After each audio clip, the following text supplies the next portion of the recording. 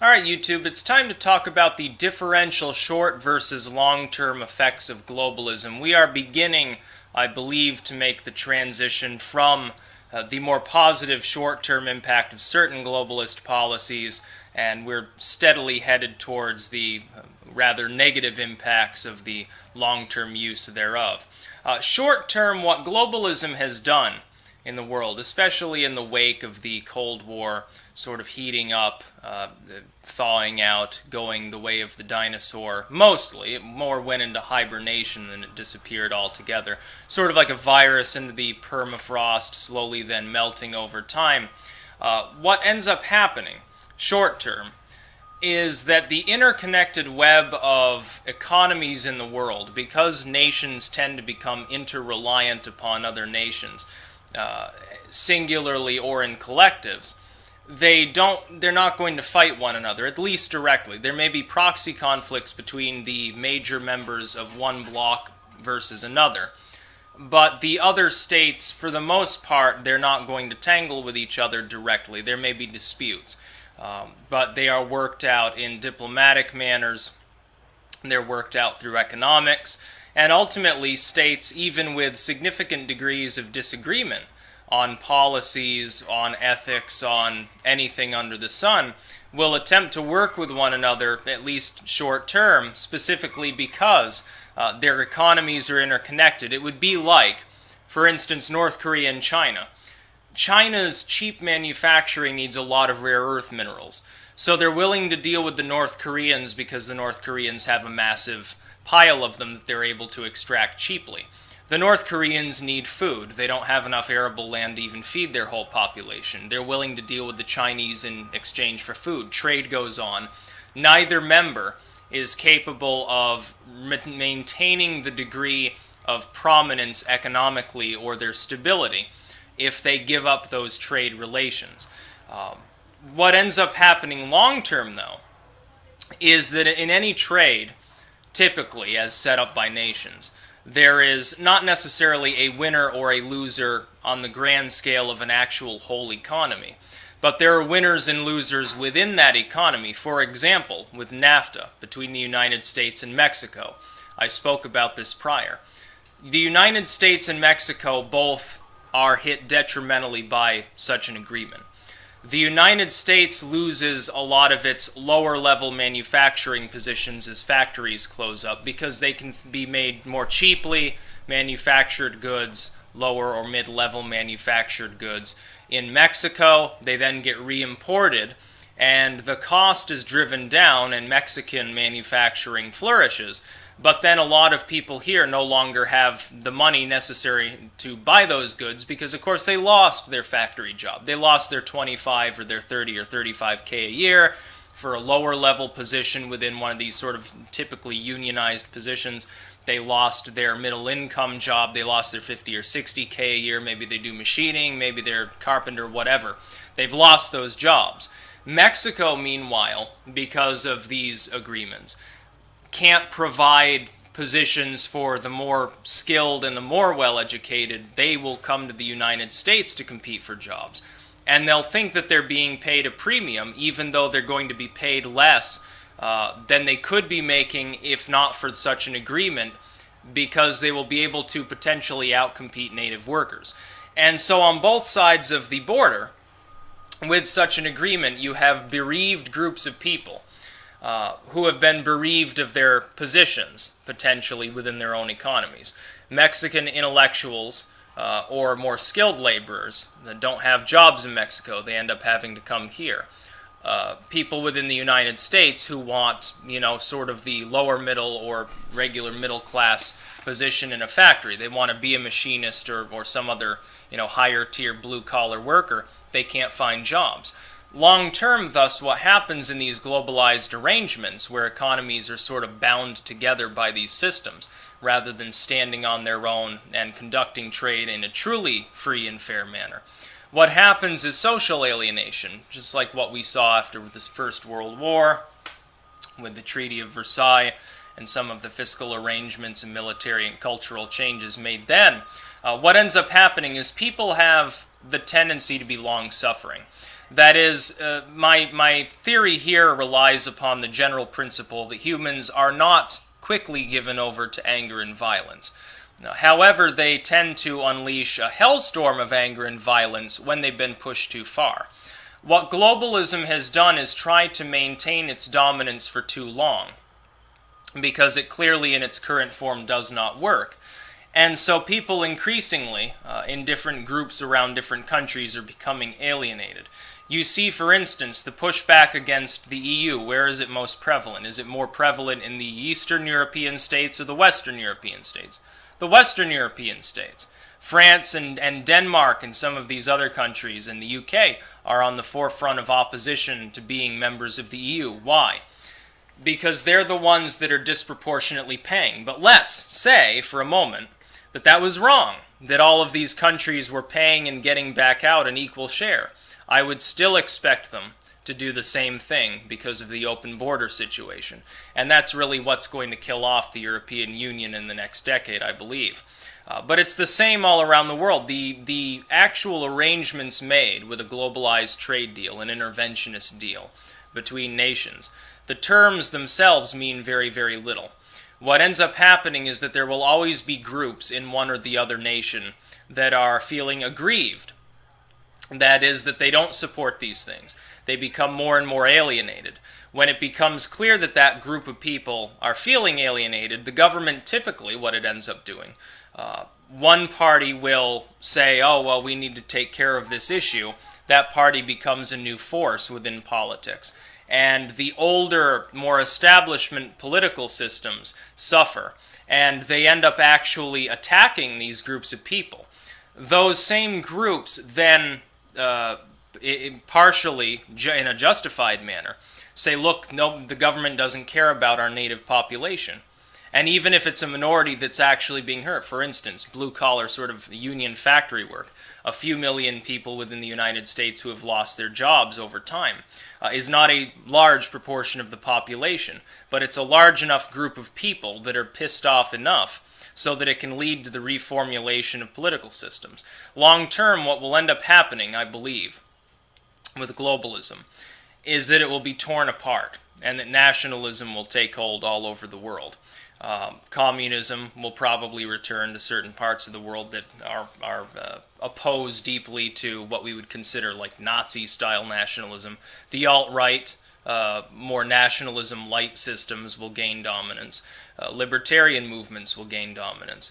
The old political order, which essentially is bound, regardless of what party you're speaking of, the old political establishment here, the Democrats and Republicans. You look at the UK, you're looking at Labour and the Lib Dems and so-called Conservative Party over there. You look at other countries, you're seeing different parties with slightly different ideologies, but overall the one thing that cements them together is globalism. The one thing that they agree upon is that the interconnected web of economies keeps things more peaceful, and so even if it harms segments of their own population, it should be continued.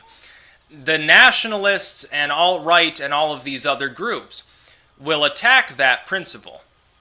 They will call it what it is. They'll say it's pandering, it doesn't work, it certainly doesn't work for large swaths of the population in many nations. And what will end up binding these nations together long term won't be globalism, but opposition to globalism. Because parties in these countries that rise up to destroy it will naturally partner with one another on an ideological basis, even where they are antithetical to one another in the other terms and policies that they would seek to implement. Even longer term, when globalism starts dying off with great fervor, these parties will return to their old squabbles, and it will probably lead to the Third World War. That is really the problem. Globalism cannot be used forever. It disenfranchises too many people, too much. The amount of disenfranchisement grows. It leads to government corruption and stagnation. It leads to inefficiency. It grinds down economies. It won't last much longer. Another decade or two before globalism is basically just a cadaver. There will still be pro-globalist forces in the world. There will still be parties that espouse it, but increasingly they will be removed from power. Increasingly, people will begin to ignore what they say, they will not vote for their politicians, and so forth. The internet, by the way, is on the forefront of this. Just like the printing press destroyed the Catholic Church's stranglehold on Europe back at the dawn of the Renaissance, these days the internet is going to save the world from globalism.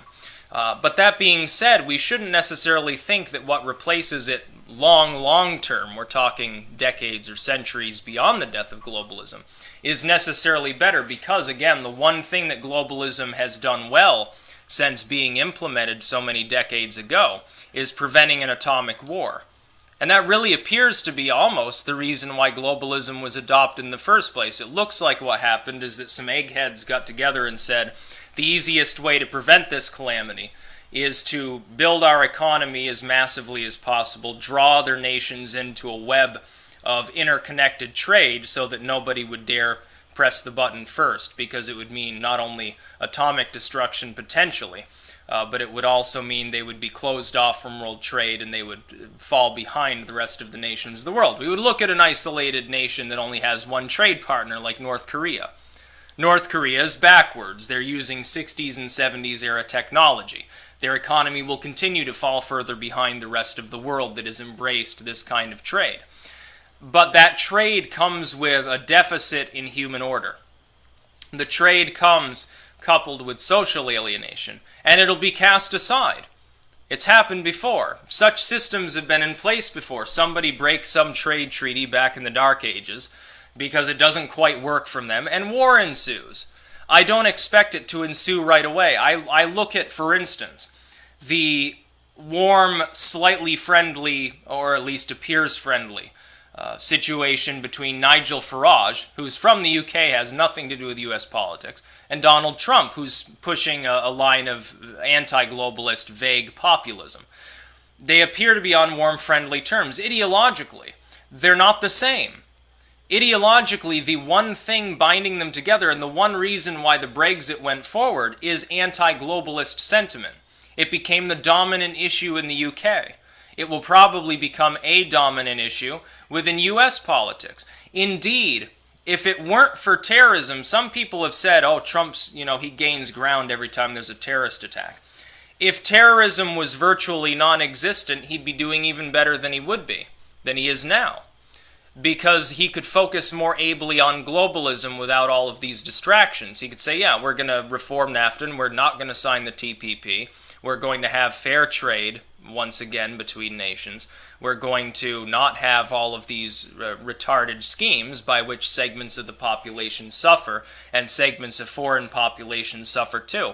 And the economic counterpart is really Twain, under globalism, that is, with the social impact. The social impact of a globalized economy is that you have McDonald's in India and Indian restaurants in the United States. Now, at first, when these things are in the minority, they seem positive. Oh, I'm going to go try some Indian food. Oh, well, I'm going to go eat some McDonald's. But over time, it becomes more and more creeping. The nations, their cultures, at least in a peripheral, on a topical manner, they begin merging together. That disturbs most people. There is an innate human desire to preserve tradition. You may not want to admit that that desire exists. You may lie to yourself and to others all day and say that you don't care about such things, but I will tell you, even the most hardened social justice warrior has that deeply ingrained into them. They can subconsciously substitute something else for tradition, but they're going to fight for it with the exact same veracity. And that really is the new wave left. The new wave left is simply, as I stated, a moralist, a traditionalist movement that simply says the traditions and morals of the last half decade or so are what we will fight for. We want this to become the new status quo. They are still moralists, they are still traditionalists, they fight with the same vigor, they have the same style of values, they have the same general lack of common sense when it comes to pragmatism. They have the same innate tendency towards violence under situations of unreasonable levels of stress. They shout the same slogans or similar slogans. They're exactly the same as some extreme regressive traditionalist movement. In fact, I would argue that they're worse because there's not even a tradition there for them to base their beliefs on. They're the same thing. They're also nationalists. It's just that the idea of nationalism that they want to espouse, the nation that they see that they want to defend, is radically different from what some, alt-right group might want to fight for. But I expect that the social justice wars, the new wave mentalities, are going to be the ones that die out. I don't think that they're around for good. When Ramsey Paul, for example, said, oh, well, the current political climate, whether Trump wins or not, and maybe he won't, it feels a lot like being in the bunker in the last days of World War II. I don't see it that way at all. I see quite the opposite. I see this as essentially all over the world. It's the 1930s, and new political movements are rising up as the old orders, in their stagnancy and decay, begin to lose ground and die off. This time around, though, it's not as simplistic as bunch of nationalists versus bunch of communists fighting to gain enough dominance to, legitimize their reign. It's not as simple as that. There are other movements now that have gained credibility and dominance. There's the literal nationalist movements and the literal communist movements. There are the socialist light reform movements. There are alt-right movements, or you could say quasi-traditionalist movements.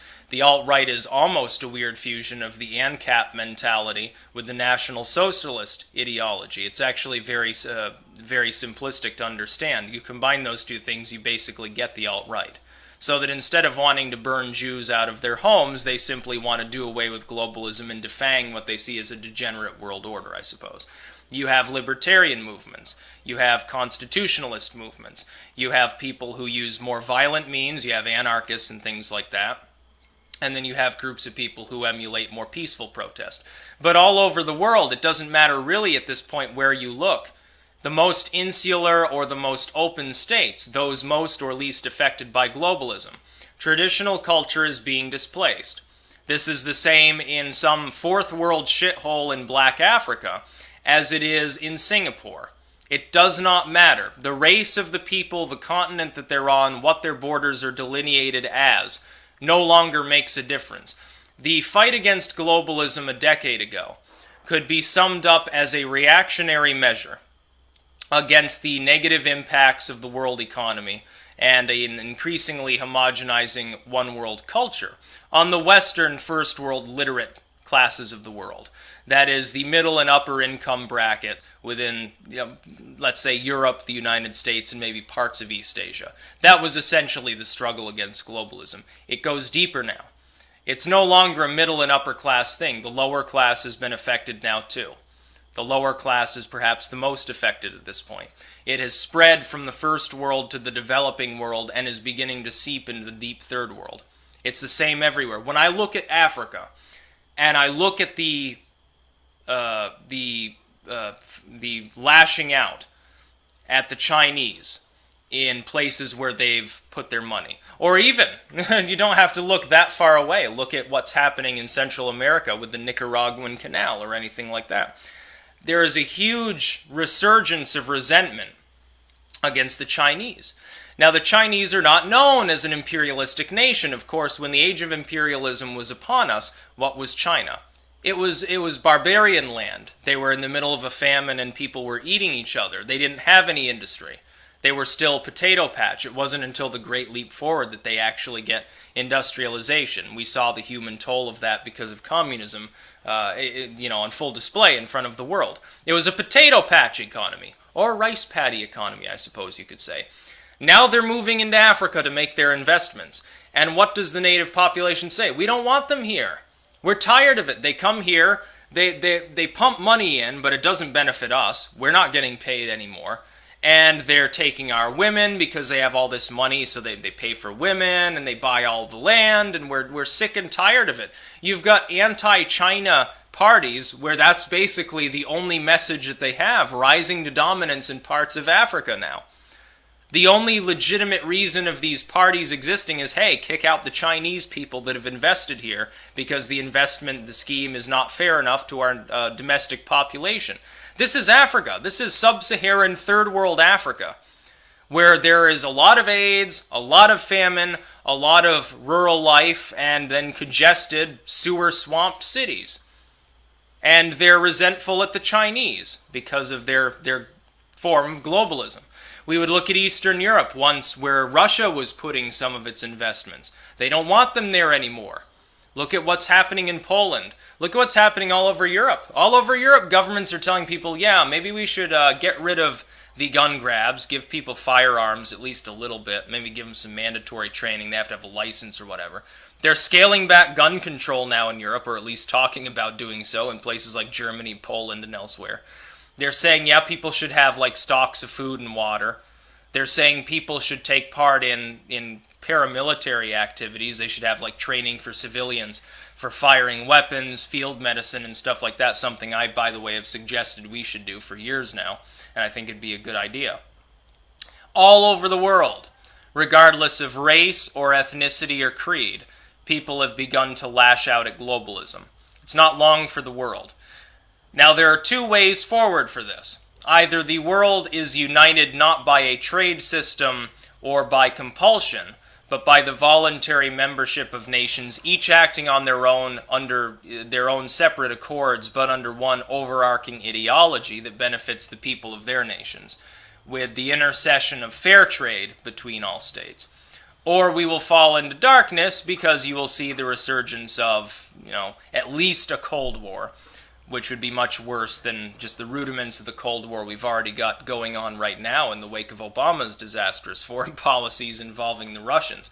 Or you'll see an atomic war. It'll be the end of human life as we know it, and much of the world's surface will be scarified by craters and burned into cinders. So those are our choices going forward. And so those are the short-term, more positive, not always, impacts of globalism. The problem is, the same globalism that's been preventing an atomic holocaust is going to cause an atomic holocaust. I don't think people quite thought it through with a truly long-term goal in mind. Because clearly, as the world population increased, it would become increasingly difficult for this system to be stable. Now, it only took a matter of a few decades the last time something similar to this in the interwar period was instituted in a nation. It only took a few decades for it to be cast aside, and look what happened. This time it's been in force for much, much longer. What do you think's going to happen when people wise up to the fact that it's not working all around the world and kick out these bums? Hopefully it doesn't lead to World War III. Although if you're really misanthropic, maybe that is what you're hoping for. That's about all. Peace out.